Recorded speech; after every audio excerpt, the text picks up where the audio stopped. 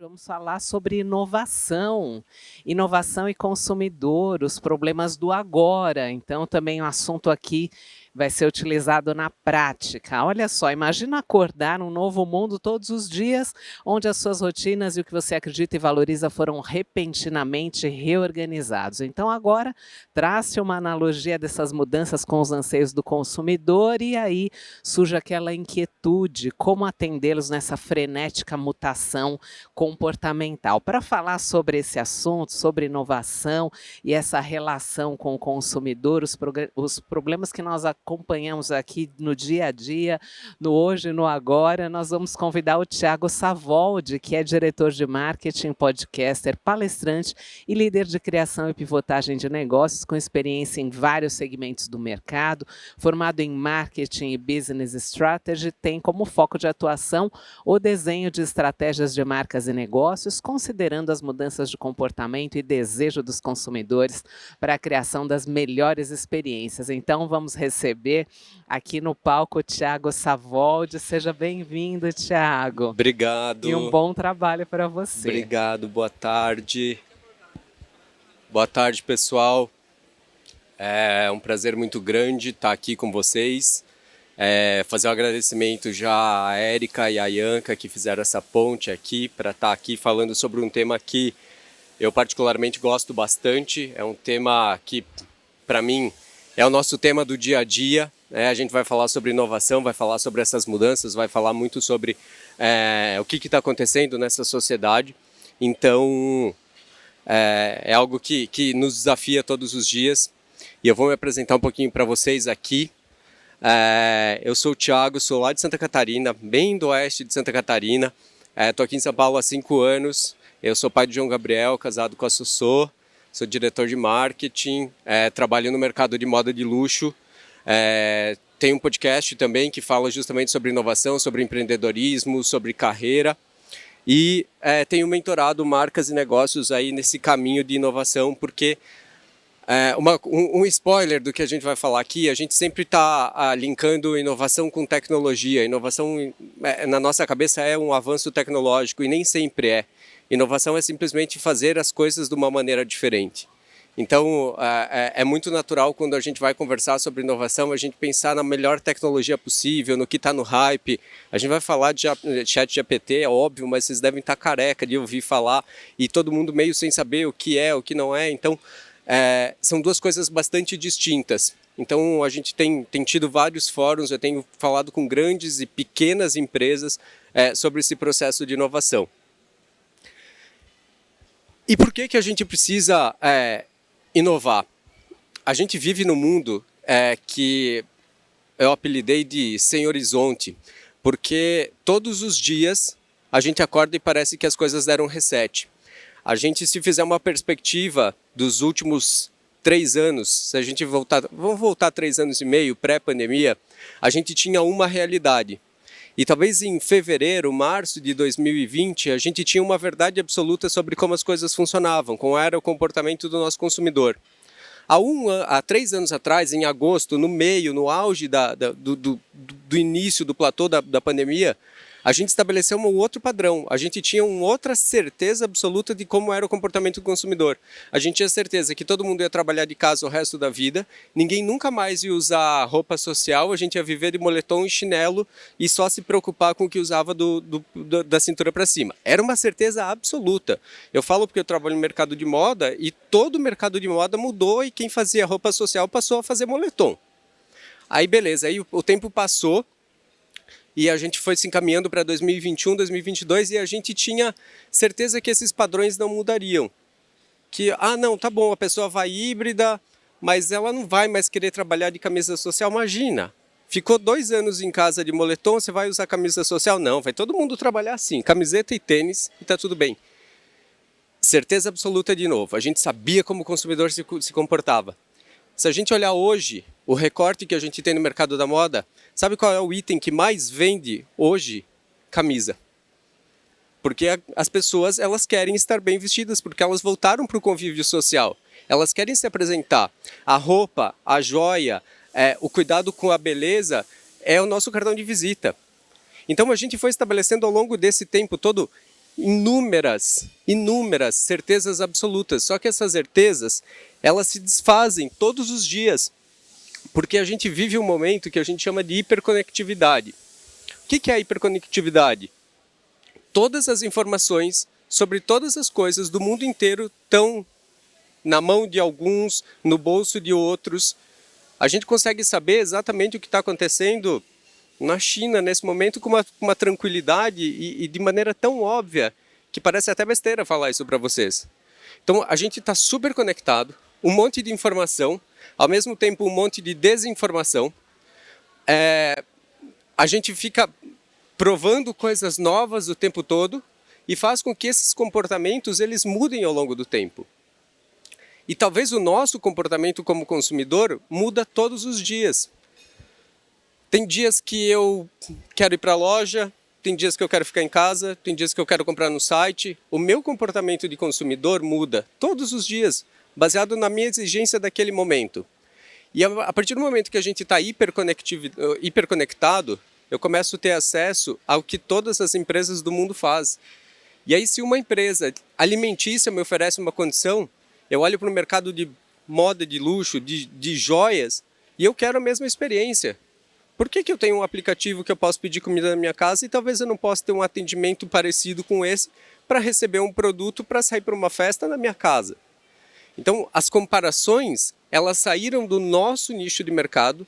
A gente não se compara mais com o concorrente e a gente passou a se comparar com as experiências que os consumidores têm todos os dias, independente de qual seja o mercado.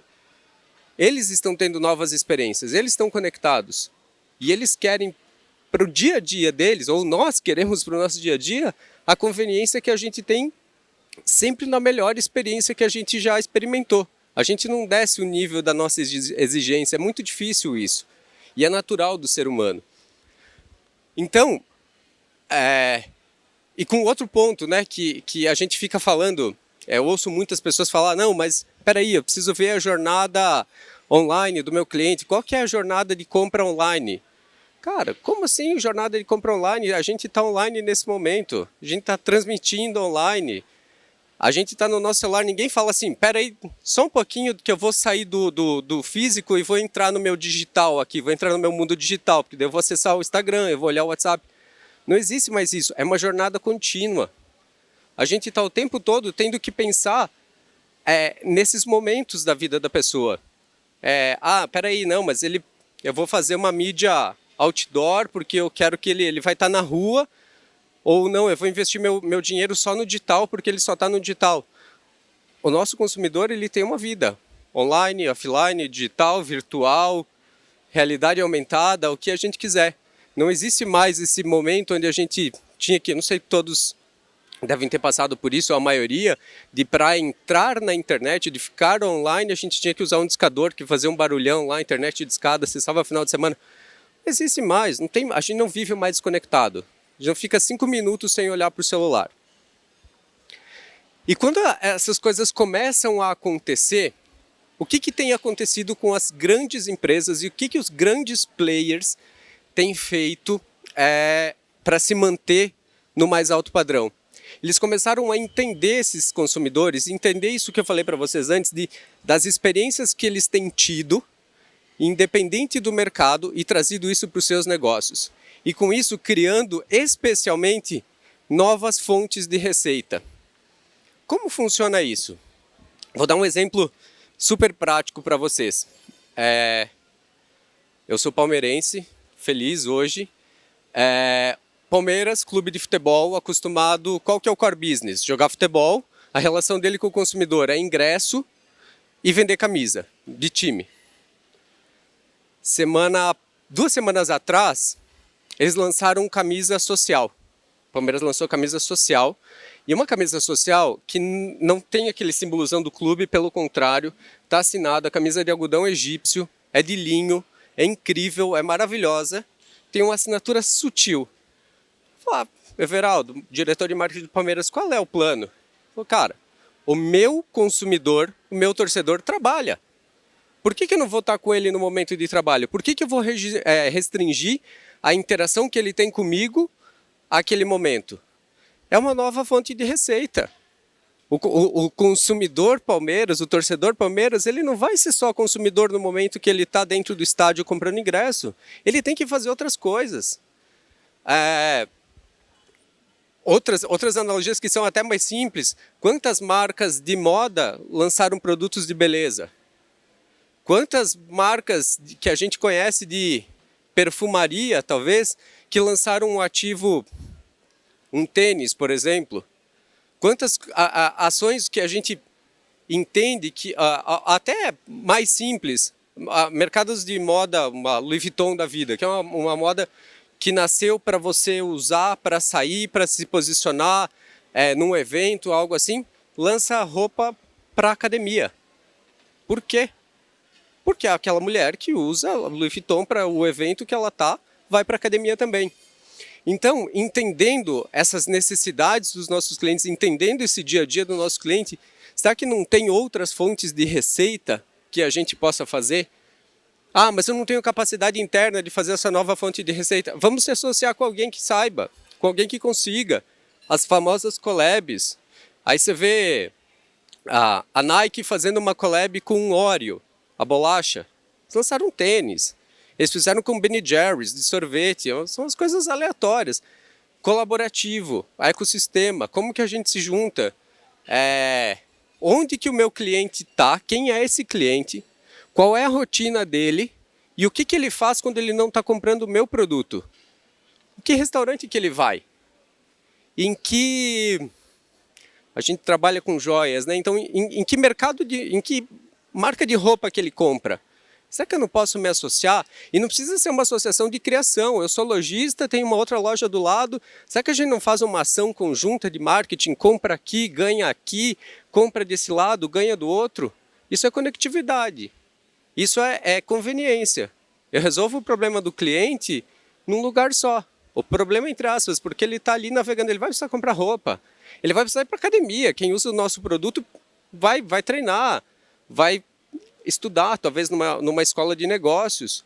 Então, entender o que o nosso cliente faz, com o que ele está habituado, vai dar para a gente a possibilidade de tocar nele em outros momentos do dia dele que não seja quando ele está comprando com a gente. Porque quando ele está pesquisando, se ele digita lá bracelete de ouro, eu vou comprar um espaço no Google e eu vou aparecer nos primeiros anúncios ali, ou então eu nem tenho capacidade para isso, eu tenho que fazer um marketing regional. Mas por que eu vou falar com ele só nesse momento? Será que eu não posso falar com ele no momento que ele está jantando, num super restaurante legal, e dizer assim, olha, para você que janta nesse restaurante, tá aqui um cartãozinho, você passa na loja, vem conhecer, você tem X% de desconto. Ou então um presente, que não quer dar desconto, legal, a gente se posiciona super bem. Não vou dar desconto, então eu vou dar um presente. Vamos pensar num evento, tem Dia dos Pais. Para quem for almoçar no Dia dos Pais, num restaurante super legal, posicionado de acordo com o meu posicionamento, eu vou dar um presente de Dia dos Pais. Simples como isso, eu não vou falar nada. Está aqui um mimo, está aqui a minha joia, está aqui um pingente, tá aqui, é para você, é presente. Cara, eu estou falando com ele no momento mais especial dele, eu estou encostando nele quando ele está arrepiado de emoção. Quando a emoção está falando ali com ele. Os caras, simples. Mas para isso, a gente vai chegar lá na frente depois, a gente precisa conhecer e a gente precisa estar conectado. Porque se o nosso consumidor é hiperconectado, a gente precisa estar conectado com ele. Senão a gente não muda. Porque a gente não sabe o que ele quer. Porque senão eu vou estar no restaurante que ele não está. Eu vou estar na marca que ele não está. E quando a gente pensa nesse consumidor, eu vejo 3 pilares principais de exigência. Primeiro, a gente falava muito sobre cluster de cliente, vamos segmentar a nossa base. Ninguém mais quer ser tratado pela média. A gente já sabe quando a gente recebe um e-mail que vai para todo mundo. A gente sabe, você bate o olho lá, você já sabe porque o teu nome está em caixa alta, às vezes tem um asterisco na frente e outro atrás. Fala assim, beleza, veio para todo mundo, pode ser que funcione para mim. Mas eu não gosto de abrir anexo, o negócio lá estava no anexo. Não vou abrir, não vai funcionar, eu não quero ser tratado assim. Eu prefiro receber uma mensagem no WhatsApp pelo vendedor da loja.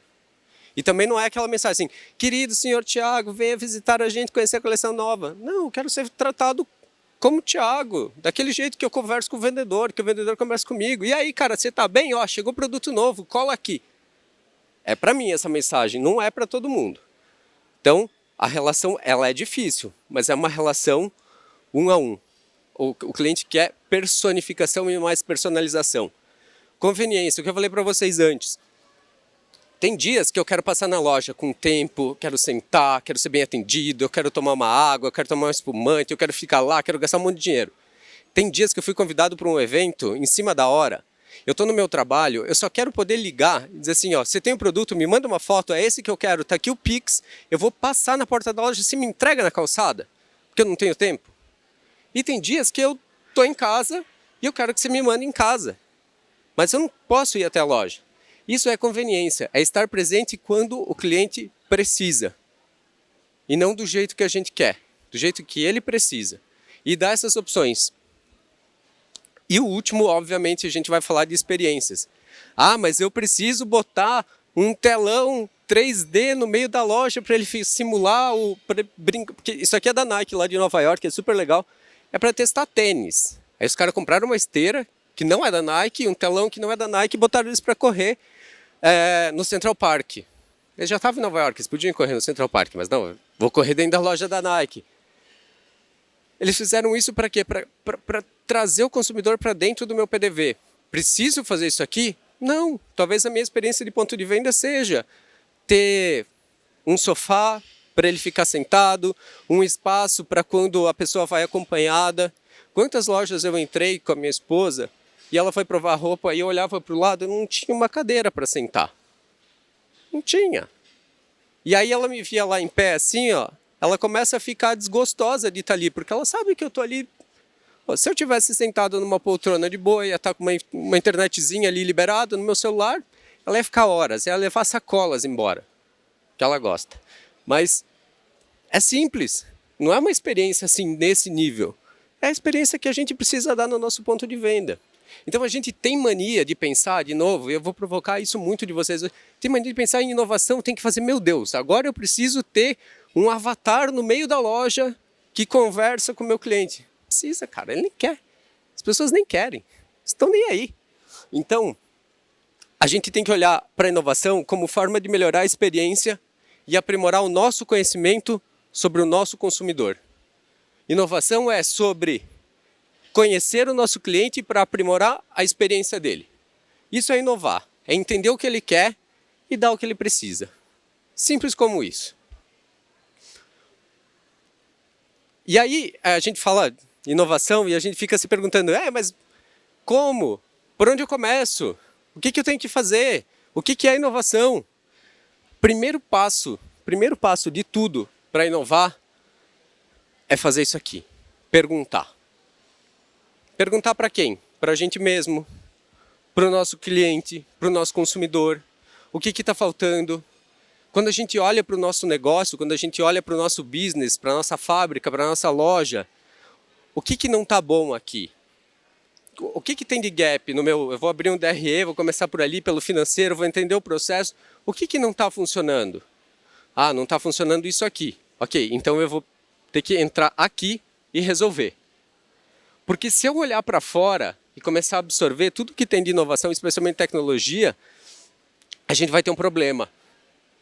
Porque eu vou dizer um negócio para vocês. Se eu tenho um problema na minha linha de produção, e eu vou para um evento, e eu vou conhecer os caras, sei lá, de um software de ponto de venda. Cara, funciona sozinho, é por fala. Eu sei quando o vendedor está atendendo, quando não está atendendo, o que está acontecendo. Vai resolver meu problema da linha de produção? Não vai me causar um outro problema. Além de eu ter o problema lá da linha de produção, eu vou ter que mudar o sistema lá da ponta, eu vou ter que treinar todo mundo. Talvez eu tenha uma ruptura nesse atendimento. Vai causar um outro problema. Uma tecnologia que eu não preciso me causa um problema que eu não tenho. Então assim, pergunta onde é que está o problema.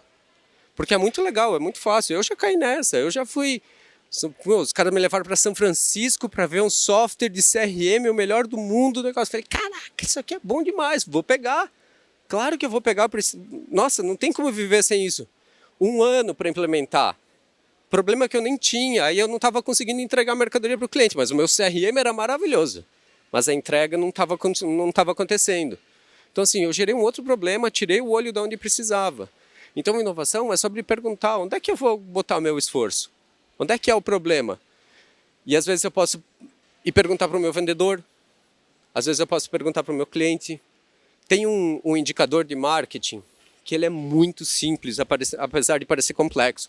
Chama NPS, Net Promote Score. Você simplesmente pergunta para o seu cliente uma nota de 1 a 10. Simples como isso. De 1 até 6 são os detratores, são as pessoas que não estão satisfeitas com o seu negócio. 7 e 8 são os neutros. E 9 e 10 são os promotores. E aí você faz uma conta. Pega as notas 9 e 10 menos as de 1 a 6, que são os detratores, e você vai ter uma média de como o seu cliente te sente. É simples como isso. É uma pergunta. Eu duvido que eles vão se negar a responder se você mandar no WhatsApp, faz uma pesquisa, dá para fazer no Google Planilhas, em qualquer lugar. É muito simples. Eu preciso perguntar, eu preciso entender o que está acontecendo. E aí a gente deixa um espacinho em branco lá para ele responder, para ele escrever alguma coisa. Ah, é atendimento, é o produto, é a qualidade. É simples, é uma pergunta. É uma pergunta que vai dar um número para a gente. Se vocês quiserem pesquisar, chama NPS. Simples, simples, e funciona num nível. As principais empresas, os principais players do mercado, independente de qual mercado eles estejam, tenho certeza absoluta que o NPS é KPI da companhia. Na nossa companhia lá, o NPS é responsável por duplicar o bônus. Se o NPS estiver na meta que tem que estar, ele duplica bônus. De tão importante que ele é, porque ele fala sobre como o nosso consumidor nos enxerga.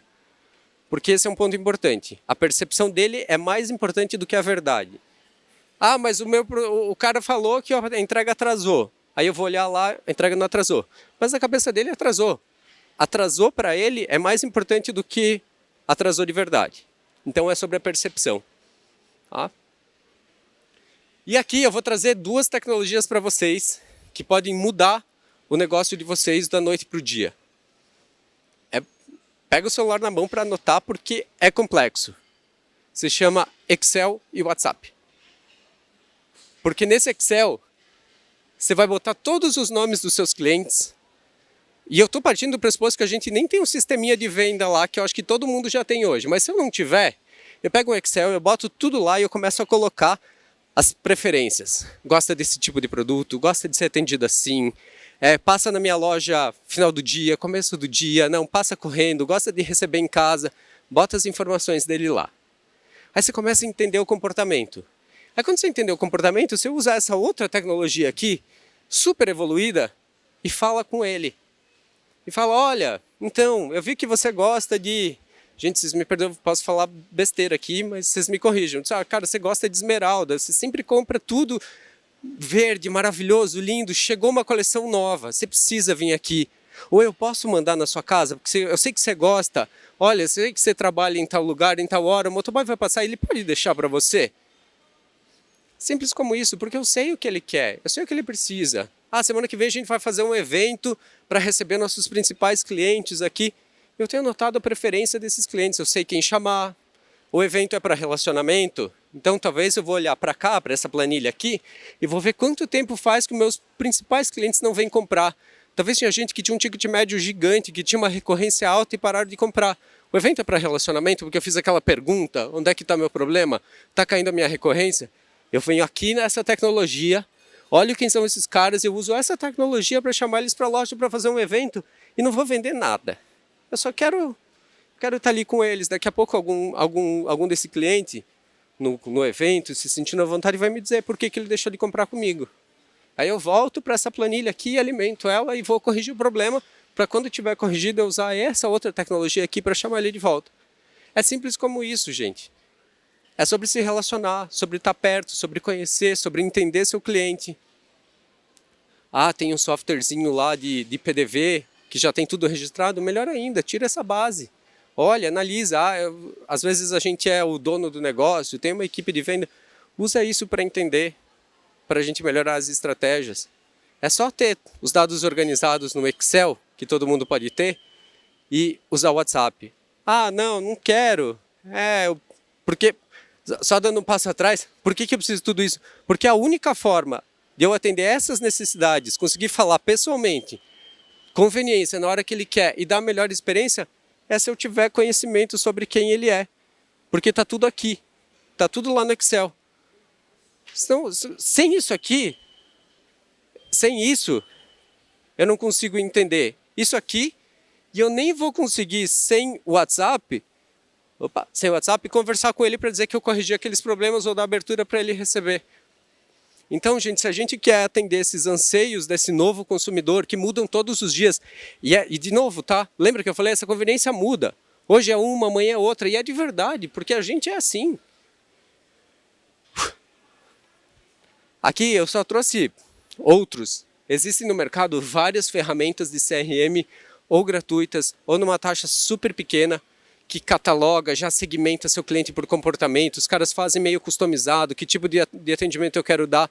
É muito simples, a Pipedrive é super legal, a HubSoft é bem bacana também, mas tem a Otto CRM, a Dito CRM. Se eu pudesse investir em um software só, primeiro que eu ia ter o Excel e o WhatsApp, mas não dá mais, a minha carteira de cliente é muito grande, um software de CRM resolve o problema, porque eu vou fazer relacionamento. Porque CRM é Customer Relationship Management, gestão do relacionamento com o cliente. É isso que a gente precisa fazer. Relacionamento, relacionamento, relacionamento. E a gente inova em cima do relacionamento. E aí, para a gente não se alongar tanto, não sei se todo mundo conhece esse cara aqui. Esse é o Howard Schultz. Ele tem uma empresinha que a hora que eu botar o logo aqui, vocês vão saber. Mas essa empresinha dele começou porque ele era vendedor de uma fábrica que vendia peças para cafeterias. E tinha uma chapa que ele vendia para torrar o grão do café. E ele tinha um cliente nessa lista dele que comprava 2 vezes mais do que todos os outros. E um dia ele ligou e falou assim, olha, por que você compra 2 vezes mais? Quanto café você torra? Ele falou o número X. Ele falou, não, mas você não precisa, porque essa chapa, ela dura 100 torrefações, sei lá, o dobro. Você pode comprar uma ao invés de 2. Você está comprando o dobro que você precisa. Aí ele falou, não. Porque a partir da 50ª torrefação, começa a ficar o gosto do café na chapa, e aí dá o gosto do meu café. E aí esse cara aqui ficou intrigado e foi lá entender. E lá ele entendeu esse carinho, esse cuidado que esse cafeteiro tinha com seus clientes. E ele voltou apaixonado por esse mundo, completamente apaixonado. E ele criou essa empresa aqui, a Starbucks. A Starbucks nasceu de uma ligação, não tinha WhatsApp na época, então ele pegou aquele telefone grandão, porque ele tinha um Excel. E entendeu que o comportamento de um cliente dele era completamente diferente dos outros. E ele se importou, ele ligou. E ele ligou para dizer assim, cara, você está gastando o dobro do dinheiro que você precisa. E aí sabe qual foi a segunda coisa que ele fez? Ele saiu do lugar dele e foi lá. Ele não estava feliz ligando. Ele falou, não, eu vou ver o que esse cara está fazendo. Ele se importou. E ele se apaixonou por café, criou essa cafeteria. Sugiro todo mundo ler esse livro. Ele é maravilhoso, ele é lindo, é uma história incrível. Chama-se Dedique-se de Coração. Fala muito sobre o nosso dia a dia, sobre as coisas que a gente faz.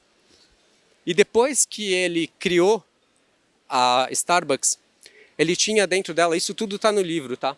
Ele tem dentro da Starbucks uma caixinha de sugestões, desde o dia 1, que ficava lá e todos os colaboradores da Starbucks, isso existe até hoje, vai lá e coloca a sua sugestão ali dentro. Hoje não é mais de colocar, né? Você manda e-mail, enfim.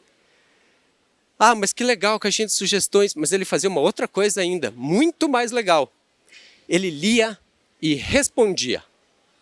Porque assim, lê a caixinha de sugestão, daí o cara fala assim, não, mas espera aí, você está falando para eu trocar o guardanapo de branco para verde. Ele ia lá e respondia, olha, o custo do guardanapo verde é maior, não faz sentido, a gente tem um estoque. Ele respondia. E quando ele começou a responder, as pessoas foram explicar os motivos pelos quais elas queriam aquilo, ele começou a trocar. E ele começou a ouvir esse funcionário, esse colaborador dele que estava lá na frente. Então, ele lia, respondia, ouvia de novo. Porque se o consumidor chega antes que a gente, se o consumidor tem demandas que a gente como empresa ainda não tem ou ainda não entendeu, porque a gente viu que ele muda, o nosso colaborador também chega antes. Porque ele está lá na ponta. Ele é o primeiro que ouve esses pedidos, ele é o primeiro que entende esses anseios. Então ouvi-los quando não somos nós que estamos no dia a dia, faz a diferença também. Eu posso fazer o CRM? Posso, super. Mas o vendedor tem uma coisa que o CRM não tem. Ele consegue conversar. Conversar com e não falar para.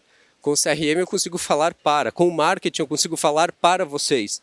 Eu não consigo conversar com vocês. O consumidor tem argumento. Ele troca ideia com o vendedor. Então o vendedor tem mais profundidade, porque ele lê, responde e recebe uma réplica. Ele ouve, ele retruca e recebe uma réplica. Então tem uma explicação do que ele ouve lá na ponta. Se a gente tem uma equipe legal, a gente precisa ouvir essa equipe. Porque a partir do momento que a gente começa a ouvir as equipes, o nosso negócio fica mais fluido e a gente anda mais rápido. As mudanças são mais rápidas, que a gente está entendendo o que está acontecendo de verdade no dia a dia. O nosso time vai ficar mais feliz, aumenta o moral de todo mundo, porque a tomada de decisão é compartilhada. Eles se sentem parte do negócio.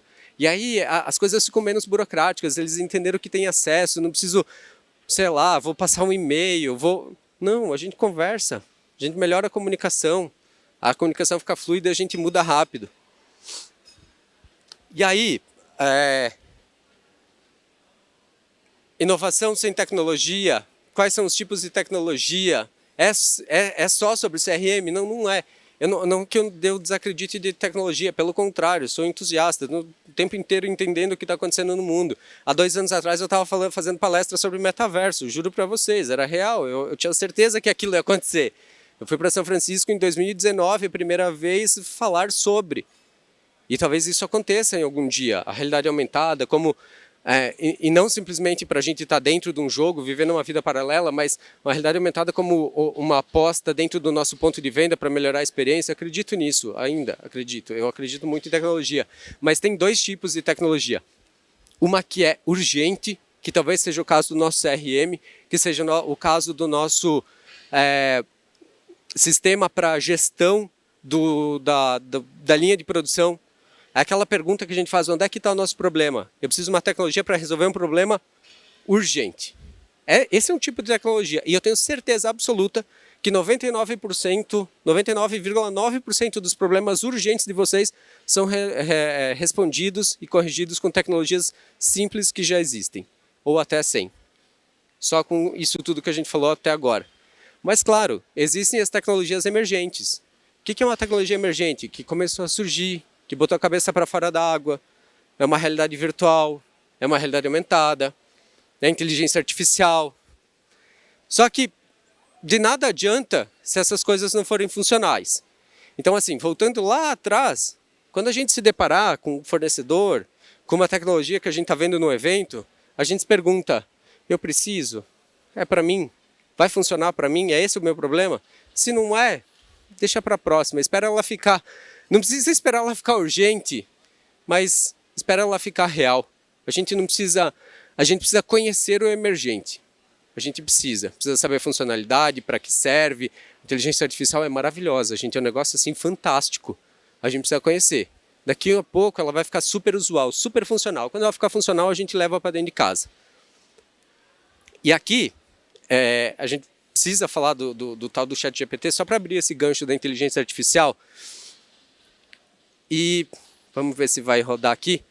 Eu perguntei para ele, assim, esse sou eu perguntando para ele se ele é legal, assim, porque a gente sempre se pergunta, putz, mas ChatGPT é legal? E ele vai responder que ele é um modelo de linguagem, que ele não tem opinião própria, ele não vai te dar uma opinião que ele acha, ele vai te responder algo que já está disponível, ele vai buscar informação num banco de dados do Google, por exemplo. Então, assim, ele não vai conseguir te dizer, faça isso ou faça aquilo. Não é para isso que ele nasceu. Ah, mas ele é legal para quem? Ver se vai rolar. Não rolou? Acho que não deu. Ah, aqui vai. Para quem que ele é legal? Perguntei isso para ele também e a gente vai ver o que ele responde. E é muito interessante porque a gente sempre fica se perguntando se a inteligência artificial e essas novas tecnologias vão substituir as pessoas, vão substituir a mão de obra. E eu, sinceramente, acho que não. Elas vão fazer a gente mudar o jeito que a gente faz as coisas. Nunca vai ser capaz de substituir as pessoas. Porque Aqui ele dá uma lista, ó, professores, escritores, empresas e profissionais de marketing, pessoas que procuram assistência. Ele está aqui para responder pergunta, ele não está aqui para dar opinião. E ele fala um negócio aqui que é muito legal, não sei se está super visual. Ele fala que ele é uma ferramenta e ele jamais vai substituir a interação humana. Jamais. E não vai. Porque ele não tem sentimento. Ele não consegue olhar no olho e ler se vocês estão cansados, se estão achando a palestra chata. Ele não sabe fazer isso. Ele não sabe ouvir o tom de voz para saber se o cliente está feliz ou triste com a gente. E se ele entender o tom de voz, daqui a pouco ele não vai conseguir entender a ironia. Mas a principal coisa que essa inteligência jamais vai fazer pela gente é criatividade. A criatividade para fazer as perguntas certas. Pode ser pergunta para o ChatGPT, pode ser pergunta para a gente mesmo, pode ser pergunta para o consumidor. Mas criatividade ele nunca vai ter. Nenhuma inteligência artificial no mundo vai ter criatividade. Isso eu posso garantir para vocês. E hoje a gente tem, passar rapidinho aqui, mas a gente tem várias usualidades para inteligência artificial. Inteligência artificial não é o ChatGPT. Inteligência artificial é uma automação de dados. Tem inteligências artificiais que cruzam aqueles dados gigantes que as empresas têm e ficam criando cenários futuros. Trazer um exemplo real para vocês de novo. A gente tem uma ferramenta que olha para a coleção que vai ser lançada de 800 SKUs com atributos, preço médio, baseado no histórico, ele me dá a projeção de venda. Porque a camisa branca de algodão egípcio com botão de madrepérola vendida a R$ 7,99, ela tem um histórico de venda X. Combinado com essas outras coisas, isso tudo junto me dá uma projeção de venda de X milhões. Isso ela faz, porque ela fica testando hipóteses. Eu quero fazer uma comunicação direcionada, personificada. Existe uma inteligência artificial capaz de fazer uma comunicação e mandar uma mensagem diferente para 5 milhões de pessoas no tom de voz que precisa. É barato? Nada, zero. É zero funcional nesse momento. Mas talvez vai chegar um momento que a gente vai poder usar. Ao invés de mandar o WhatsApp aqui digitando, eu vou criar o perfil de cada um de vocês, como vocês gostam de ser chamados, uma ou outra característica, e ele vai mandar 5 milhões de mensagens sobre o mesmo tema, diferentes umas das outras. Isso já é real. E principalmente a precificação dinâmica. Existem máquinas espalhadas, especialmente nos Estados Unidos, da Coca. Depois o pessoal da Coca briga, mas tem um negócio chamado Behavioral Pricing. É o preço de comportamento. Então, se a temperatura sobe e começa a aumentar um pouquinho a demanda, a máquina muda o preço sozinha. Diminui a demanda, tá ruim, então o negócio baixa o preço sozinha. Isso é inteligência artificial, tá ligado na temperatura, sabe o termômetro, conta quantas vendas estão rolando ali e mexe na temperatura. Isso é inteligência artificial, isso é baita de um negócio. Isso é usual. E isso aqui eu acho que é usual também. Essa é uma foto still que a gente faz, é um custo baixíssimo, baixíssimo mesmo. E isso é uma foto criada por inteligência artificial do mesmo produto. É exatamente o mesmo produto, só falo para ela qual é o tipo de modelo, que ela vai olhar para o comportamento dos modelos que a gente já usou, um pouco de acting que eu vou falar para ela, e ela vai pegar o mesmo produto e transformar ele. Exatamente assim. Isso é inteligência artificial funcional. Isso funciona. E eu vou mostrar para vocês na prática, para vocês não acharem que é brincadeira. Ó. Mas esse é um app que a gente desenvolveu, que ele vai pegar uma foto que já foi gerada, essa modelo já foi gerada por inteligência artificial antes, ela está na galeria. E aí eu vou querer mudar essa foto, porque venceu meu contrato com a modelo, eu não posso mais usar o rosto da modelo, senão eu vou ter que pagar um extra. E eu vim escolher o tipo de foto que precisa ser... Eu preciso manter o plano de fundo, quero manter tudo igual. Tem que ser uma foto super real, então ali eu estou escolhendo uns tipos de foto e eu vou gerar uma complexidade. Eu quero botar uma mochila nessa pessoa aqui. Que eu quero falar de uma mochila que eu tenho também. Isso é inteligência artificial. Isso eu acredito. Dá para fazer em massa, dá para substituir os shootings, nunca mais ter chute? Não dá. O tempo que demora é uma por vez, demora 1 zilhão de anos, daí dá erro, daí a roupa fica curta, fica longa. Daqui 3 anos, talvez, a gente consiga substituir.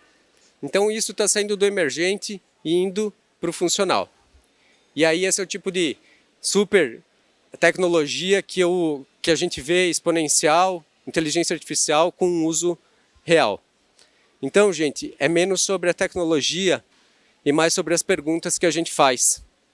Inovar significa olhar para o nosso negócio e pensar o que a gente não está fazendo ainda, e não o que a gente está fazendo. O que eu não estou fazendo? O que o meu consumidor, que eu conheço super bem, quer que eu não faço? E aí eu vou lá e faço. Isso é inovação. Obrigado, gente. Obrigada, Thiago. Alguém tem perguntas? Aqui só um momentinho, eu vou levar o microfone para você. Boa tarde, pessoal. Boa tarde, Thiago. Eu estou vendo a parte de tecnologia. A gente criou uma tecnologia que se enquadra bem no que você falou para esse setor de joias. Uma das dores de quem vende joia online é saber medir o tamanho do anel, tá? Porque não há uma norma, mas não há uma adoção da norma para poder saber o aro do anel. E as pessoas não conseguem medir em casa, o consumidor não consegue medir em casa propriamente o aro do anel. Então leva a compra online. Tem gente que tem na casa de 20%, no relatório da Vivara tem taxa de retorno de 20%. Teve gente que passou ali no nosso stand, falou que tem 25%. E o outro problema é que as pessoas também não conseguem experimentar uma joia, saber como é que fica na mão. Você falou sobre a experiência, saber como é que fica na mão. Então aquela experiência da Nike, que a pessoa consegue ter uma ideia, se sentir no Central Park, enquanto está dentro da loja da Nike, é uma experiência bastante legal. Então o que a gente consegue fazer é uma experimentação com realidade aumentada, inteligência artificial, que você falou. A gente consegue medir o tamanho do anel e projetar um anel virtual na mão da pessoa. Então é bastante interessante. Só que, para a gente ser bem sucedido, essas pessoas têm que entender essas dores deles e ver nessa solução uma maneira de resolver o problema. E aí você falou que a pessoa tem que procurar saber as dores e procurar chegar até essa solução. Mas como a gente faz o caminho inverso? Fazer a solução, expor essa dor para eles, para que eles possam contratar. Eu tenho uma segunda pergunta, aquela tecnologia que você mostrou sobre a composição de foto, a alteração de foto, aquela é uma solução Stability Cloud ou é uma solução Midjourney, ou alguma coisa que vocês desenvolveram em casa? É meio a meio, vou começar pelo final. É meio a meio, ele usa um pedaço do código de Midjourney. Midjourney é uma tecnologia que já existe de inteligência artificial, então ele usa um pedaço daquilo e um pedaço de escrita que a gente fez de código para conseguir estabelecer, porque eu preciso tentar dar vazão para isso de maneira... eu preciso colocar 50 fotos lá e ele me entregar 50 fotos, então é um meio a meio. Sobre o que você falou, é sempre um bom ponto. Como é que eu levo uma solução que para mim funciona para quem está com essa dor? Primeiro que eu acho que você tem que entender quem que é o intermediador desse processo. Quem sofre nesse problema? No seu caso, você tem o software, você tem um consumidor lá da ponta e você deve ter um lojista nesse meio do caminho, se citou a Vivara, enfim, que vai fazer essa ponte. O principal interessado precisa ser a Vivara, precisa ser esse cliente. Aí como é que eu chego? Experimentação. Eu vou ter que falar para essas pessoas que elas têm essa possibilidade que vai funcionar. E elas precisam ser expostas a esse tipo de solução e você tem que ir medindo. Porque às vezes a gente tem esse sentimento, não, mas espera aí, você pega seu celular, você mede o dedo ou você coloca aqui e você vai se resolver. Talvez a pessoa não queira essa experiência. Eu não sei, eu estou chutando aqui, tá? Talvez ela não queira essa experiência de provar a joia em casa. Ela queria muito poder comprar online, mas ela prefere comprar fisicamente e saber que o tamanho do aro 16 funciona para ela e o tipo de pedra e o tipo de material que funciona na mão dela. Não sei, é uma hipótese. Mas você só vai entender experimentando. Isso só vai conseguir massificar se você tiver uns agentes de transformação. Na minha cabeça, sem conhecer o negócio. Talvez o vendedor da loja deveria ser o seu agente de transformação. Porque a pessoa vai na loja, prova e fala assim, não gostei, mas tem outros modelos que você pode fazer. E sabe o que você pode fazer? Se não gostou dos modelos aqui, prova em casa. Tem esse app aqui, que é o nosso app da Vivara, porque senão você vai ter que explicar que é um app de um terceiro, e você pode provar em casa. Vai lá, prova, faz um teste, qualquer coisa volta aqui. E aí você vai remunerar esse vendedor que vai ser esse agente bem da ponta, aquele que vai conseguir conversar com o seu consumidor. Talvez funcione por e-mail, talvez funcione por WhatsApp, mas eu acho difícil. Eu acho um tipo de coisa... A roupa tem o mesmo problema. Uma roupa muito exclusiva, que não é commodity, não é uma camisa comfort tamanho 2, que todo mundo sabe o que é. Se é um vestido com caimento, com uma trança diferente, a pessoa não compra online. Ela precisa provar, ela precisa sentir. Então, a gente faz esse trabalho com a vendedora da loja de dizer assim, vai, eu mando para sua casa, você prova, ou você testa as medidas no site. Tenta pensar na última ponta, quem conversa com o consumidor. O vendedor pode ser o gerador. Mais alguma questão? Bom, então encerramos. Eu quero, antes de mais nada, também agradecer ao Sebrae Moda. Nós estamos acompanhando aqui. Então, obrigada, Thiago Savoldi. Obrigado. Olha, que conhecimento Obrigado, valiosíssimo. Super obrigada e mais uma vez obrigada ao Sebrae Moda que realizou essa palestra.